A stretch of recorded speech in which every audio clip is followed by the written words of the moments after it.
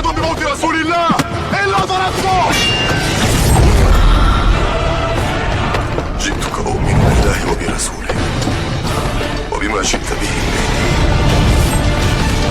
فقد أعذرت إليكم وأعذرتموني.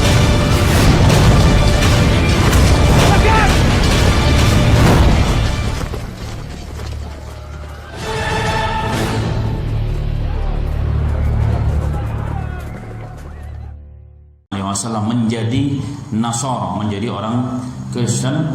Rasulullah mengatakan jika dia mati maka bumi tidak akan menerima jasadnya. Hadis pertama diriwayatkan oleh Al-Imam Bukhari dalam sahihnya. Dalam bab alamatun nubuwah fil Islam, tanda-tanda kenabiannya Nabi Muhammad SAW atau kenabian dalam Islam. Jadi mu'jizat dalil nubuwah yang tidak bisa lagi diingkari secara dalil dan secara syar'i bahwa memang Nabi Muhammad adalah seorang rasul.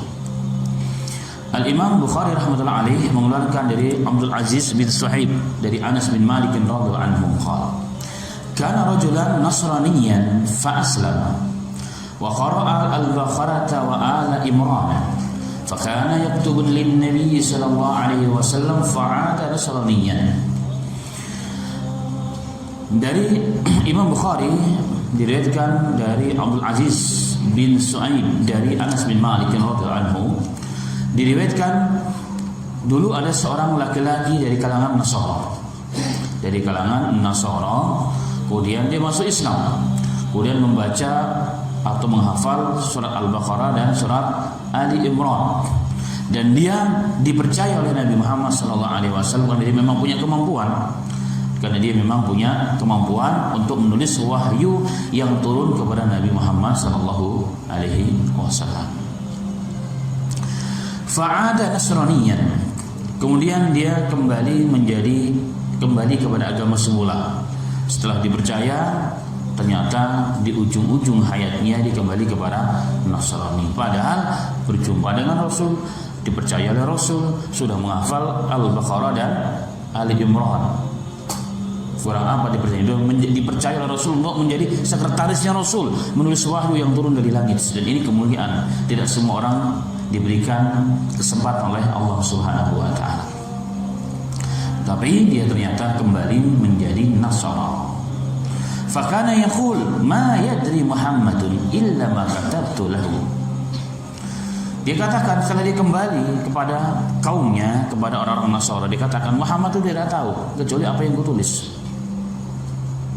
Muhammad itu tidak tahu karena mereka faham Nabi Muhammad adalah ummi, la yaktub wala yaqra, tidak bisa baca dan bisa nulis. Jadi apa yang kutulis itu Muhammad ikut. Jadi Muhammad itu enggak ngerti apa-apa sebenarnya. Nah, ini bahaya. Pernah menjadi orang kepercayaan Rasul, jadi abdi dalamnya Rasul, kemudian dia berkhianat, dan ini sangat membahayakan. Karena kalimatnya akan dipercaya oleh orang-orang yang munafik, orang yang lemah iman. Fa'amatahullahu, maka Allah matikan dia dalam kondisi Nasara. Fatafanuhu, dan dia kemudian dimakamkan, dikuburkan. Dalam hadis yang tadi saya katakan, Rasulullah ketika mendengar dia murtad, dia berkhianat dengan Nabi Muhammad SAW, maka dia katakan kalau dia mati tidak akan diterima jasadnya oleh tanah. Maka dikuburlah orang tersebut setelah mati oleh teman-teman sesama Nasara. Fa asbaha waqad lafadhathu al-ardu. Di pagi hari ditemukan ternyata bumi telah melemparkan dia. Jadi bumi mengeluarkan dia dari dalam bumi, dikeluarkan jasadnya. Jadi bumi tidak terima orang seperti itu. Subhanallah. La haula wala quwata illa billah. Faqalu, maka orang-orang teman-temannya sesama orang Nasara mereka mengatakan, "Hadza fi'lu Muhammadin wa ashabihi. Lama haraba minhum nabasuhu an sahibina." Maka di pagi hari ketika ditemukan jasad teman-temannya yang tadi sudah mati, ternyata sudah terlempar di luar kubur, maka orang-orang Nasara mengatakan, ini pasti perbuatan Muhammad dan sahabat-sahabatnya. Kenapa? Karena mereka tidak ridho, dia lari daripada mereka, padahal dia menjadi orang kepercayaannya dan dia menceritakan mengenai kelemahan dan keburukan Muhammad dan Islam, sehingga mereka membongkar kuburan ini. Ini langsung yang ada di otak mereka. Karena secara logika, ngapain gitu? Ada orang yang membongkar kalau bukan orang yang benci dengan orang ini? Pasti yang dituduh adalah Nabi Muhammad dan kaum muslimin. Fahaffaru lahu fa'amaku lahu fa'asbaha waqad lafadhatul ardu. Subhanallah. Kemudian hari yang kedua dia gali kuburan yang lebih dalam lagi. Yang lebih dalam lagi dibuat dengan sedemikian rupa supaya susah untuk dibongkar, menurut mereka, oleh Nabi Muhammad dan oleh kaum muslimin. Fa'aqamaku bihi, dibuat sedalam mungkin yang lebih sukar untuk dibongkar. Fa'asbaha, dan di pagi harinya ternyata bumi pun telah melemparkan jasad ini kembali di permukaan tanah. Subhanallah. Faqalu, mereka mengatakan kembali, hada fi'lu Muhammadin wa ashabih nasabu an sahibina lama haraba minhum. Subhanallah. Kemudian mereka juga mengatakan, ini pasti perbuatan yang kedua lagi diulangi lagi oleh Muhammad dan teman-temannya ketika saudara kita lari daripada agamanya dan berkhianat dengan agamanya.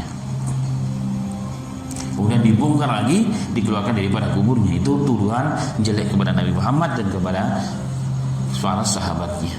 Fahafaru lahu fa'aqmaqu lahu fil ardh mastata'u. Kemudian pada berikutnya dia bongkar lagi, dia buat gali lagi kuburan yang lebih dalam lagi. Jadi sedalam mungkin yang mereka bisa. Jadi dibuat sedalam mungkin, nggak tahu berapa meter ke dalam tanah. Sedalam mungkin dibuat supaya Nabi Muhammad dan para muslimin tidak bisa bongkar ini kuburan. Nah, kalimat mastata'u, jadi mereka berusaha disembunyikan rupa, dibuat sesukar mungkin agar tidak bisa dibongkar kembali oleh kaum muslimin, menurut dugaan mereka. Tapi apa yang terjadi? Anas mengatakan, fa asbaha waqad lafadhatul ardu. Maka ternyata sudah dibuat kuburan yang begitu dalam, ditutup dengan begitu rapat dengan bebatuan dan sebagainya, ternyata masih keluar juga jasadnya. Fa'alimu annahu laisa minan nasi fa'alkhahu. Subhanallah. Mereka kemudian paham bahwa ini enggak mungkin perbuatan manusia, enggak mungkin secara akal. Secara akal enggak akan mungkin mereka sudah melakukan hal yang begitu luar biasanya. Juga begitu dalamnya, begitu susahnya, ada batu-batu yang begitu besar. Ini enggak mungkin dilakukan oleh manusia. Maka kemudian oleh mereka dibiarkan. Dibiarkan. Kemudian dalam riwayat Sahih Muslim dari riwayat Anas juga ada sedikit tambahan. Kana fina rajulun min Bani Najjar wa qad qara'a al-Baqarah wa Ali Imran fa kana yaktub li Rasulillah sallallahu alaihi wasallam fa aslam. Fantalaqa hariban hatta laika bil ard bi ahli al-kitab. Qala farafa'u wa qalu hadha kana yaktubu li Muhammadin sallallahu alaihi wasallam fa ujibu bihi falamma labisa aw qasamallahu unuqahu fiha fahafaru lahu fawarra'u wa asbahat al-ardu qad nabadathu ala wajhiha summa adu hafaru lahu fawarra'u fa asbahat al-ard qad nabadathu ala wajhiha summa adu hafaru lahu fawarra'u fa asbahat al-ard qad nabadathu ala wajhiha fatarakuhu manburan. Hadis ini juga sahih. Anas juga meriwayatkan dengan sedikit teks berbeda. Pada kami dulu ada orang laki-laki dari Bani Najjar. Dia sudah hafal Quran, hafal Al-Baqarah dan hafal surat Ali Imran. Dan dia orang yang cukup cerdas, maka dia menjadi kepercayaan Rasul sehingga menjadi penulis wahyunya Rasul. Sekali lagi, orang yang diangkat menjadi penulis wahyunya Rasul punya kemampuan yang hebat. Dan ini menjadi kemuliaan tersendiri dari kalangan para sahabat-sahabatnya Rasul sallallahu alaihi wasallam.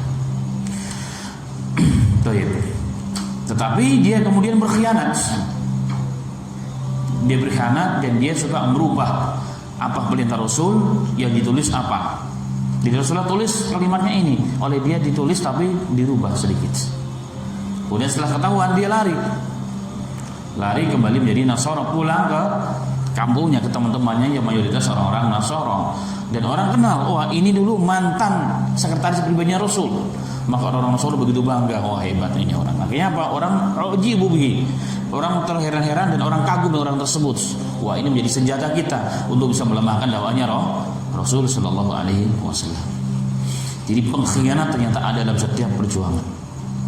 Jadi pengkhianat ternyata ada dalam setiap perjuangan. Bahkan orang berkhianat dengan Nabi Muhammad sallallahu alaihi wasallam. Kurang apa Nabi Muhammad akhlaknya? Kurang apa sempurnanya Nabi Muhammad sallallahu alaihi wasallam perhatiannya, lemah lembutnya, enggak pernah dendam, orangnya sangat luar biasa. Tapi masih orang berkhianat, apalagi seperti saya dan antum. Pasti banyak orang tidak lebih suka dengan kita. Kepada Nabi Muhammad saja dikhianati, apalagi kepada kita dan antum semuanya. Allah musta'an. Maka jangan heran jika ada orang berkhianat terhadap perjuangan kita. Kemudian dia meninggal dunia. Sebagaimana hadis yang pertama tadi, dikuburkan, dilempar lagi oleh tanah sampai 3 kali, kemudian terakhir dibiarkan membuda, dibiarkan jasadnya terkapar di atas tanah tanpa dimakamkan. Karena mereka tahu ini pasti Tuhan yang berkehendak, bukan lagi manusia. Maka dibiarkan sebagai bentuk balasannya. Kemudian dalam riwayat Imam Ahmad dalam musnadnya dengan sanad yang sahih juga. Dalam sanad yang sahih juga sama, hanya ada tambahan di sini. Jadi mulai ketika dia menjadi khatib memang sudah tidak jujur. Jadi semenjak dia dipercaya Rasul sudah mulai tidak jujur, karena dia tahu Rasulullah tidak mengerti, tidak bisa membaca, tidak bisa menulis. Dia lupa kalau Allah itu maha mengerti. Nabinya mungkin tidak paham, tidak bisa membaca, tidak bisa menulis, tapi Allah maha mengerti. Dia lupa hal tersebut. Nah di sini diterangkan bahwa kana Nabi sallallahu alaihi wasallam yumli alaihi ghafurur rahima fayaktubu aliman hakima. Nah ketika Rasulullah SAW memerintahkan mendikte, tulis wahai fulan akhir ayat ghafurur rahima, dia tulis juga, tapi tulis kalimatnya apa? Aliman hakima. Ini pengkhianatan namanya. Sudah tidak jujur. Ini bibit-bibit tidak baik, dan ini berbahaya. Dan ini selalu ada dalam setiap tempat, dalam setiap kelompok, dalam setiap pekerjaan, dalam setiap organisasi, dalam setiap perjuangan. Ada orang-orang yang seperti itu. Awalnya mungkin dia coba-coba, ternyata nggak ada respon, berarti memang Nabi Muhammad tidak paham, maka terus berlanjut dia seperti itu. Fayaqulu lin Nabi sallallahu alaihi wasallam uktubu kada wa kada, fayaqul uktub kaifa syi'ta. Maka dia berkata kepada Nabi Muhammad SAW, aktubu kada wa kada, aku menulis begini dan begini ya Rasulullah. Maka Rasul mengatakan uktub kaifa syi'ta, tulis yang kau mau, kata Nabi Muhammad SAW. Fartadda dzalika ar-rajulu anil Islam falaika bil musyrikin. Kemudian karena perbuatannya sudah dari awal sudah tidak jujur, bayangkan penulis wahyu yang akan menjadi landasan dalam beragama itu dikhianati, maka Rabbul Izzah Jalla Jalaluhu yang menurunkan wahyu, yang menurunkan Al-Quran pasti tidak ridha, pasti tidak ridha. Allah dedahkan pengkhianatannya, kemudian dia pun bergabung dengan orang musyrik karena takut dengan ancaman Nabi Muhammad sallallahu alaihi wasallam. Wa qala ana a'lamukum bi Muhammadin in kuntu la'aktubu ma syi'tu fama dhalika ar-rajulu faqala an-nabiy sallallahu alaihi wasallam innal arda la taqbaluhu. Qala Anas fahaddatsani Abu Talha annahu ata al-arda allati mata fiha dhalika ar-rajulu fawajadahu mambudan. Kemudian Allah matikan dia. Tapi sebelum dimatikan dia memang sombong, dia menjelekkan Nabi Muhammad sallallahu alaihi wasallam. Muhammad itu nggak ngerti apa-apa. Apa yang kutulis Muhammad itu ikut. Kenapa? Karena dia tidak ngerti apa, nggak bisa baca, nggak bisa nulis. Dan ini berbahaya. Makanya orang-orang yang sempat menjadi orang kepercayaan, para abdi-abdi dalam, terutama dalam kalangan pondok pesantren, ini bisa berbahaya. Ada dua saja. Kalau dia ikhlas, dia tutupi aib manusia, tutupi aib gurunya, tutupi aib orang-orang yang mempercayakan dia akan selamat. Tapi kalau tidak, maka dia bisa menjadi orang yang akan mengkhianati biasanya. Makanya berhati-hati. Dan pengkhianatan selalu ada dalam setiap perjuangan, dan dia akan mendapatkan balasannya cash di dunia sebelum di akhiratnya Allah Subhanahu wa taala. Jika yang dikhianati adalah perjuangan agama. Rasulullah mendengar berita tersebut, Rasul mengatakan bumi tidak akan menerima jasadnya. Dan betul sebagaimana tadi riwayat Muslim dan riwayat Imam Bukhari. Kemudian Anas bercerita, Abu Talha bercerita kepadaku. Siapa Abu Talha? Abu Talha adalah namanya Zaid bin Sal al-Ansari. Dia termasuk salah seorang sahabat yang paling hebat, sang pemberani, yang banyak menghadapi musuh-musuh Allah dan banyak mengikuti peristiwa-peristiwa bersejarah dan besar dan penting dalam Islam. Itulah Abu Talhah. Anas bin Malik mengatakan, Abu Talhah memberitahukan aku, annahu atal ardh allati mata fiha dzalika ar-rajul. Bahwa Talhah ini membuktikan mengenai kasus ini, maka dia langsung mendatangi bumi yang ada jasad orang tersebut.